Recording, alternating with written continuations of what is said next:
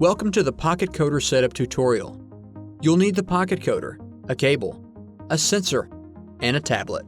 PocketCodr offers versatile connection options for all IO-Link devices with its built-in 4-pin S12 connector and color-coded wire terminals. Download the PocketCodr app, available for both iOS and Android devices. Turn on your PocketCodr device, and the app will automatically recognize it and start communicating with the app via Bluetooth. Connect a smart sensor to the PocketCodr, and the app will detect the sensor immediately. On the main screen, you can view sensor information, action widgets, see live data graphs, and monitor internal sensor signals. For an interactive experience, place a target in front of the smart sensor and watch the live data graph respond in real time. Your PocketCodr is now set up and ready to use. Learn more at AutomationDirect.com, the #1 value in automation.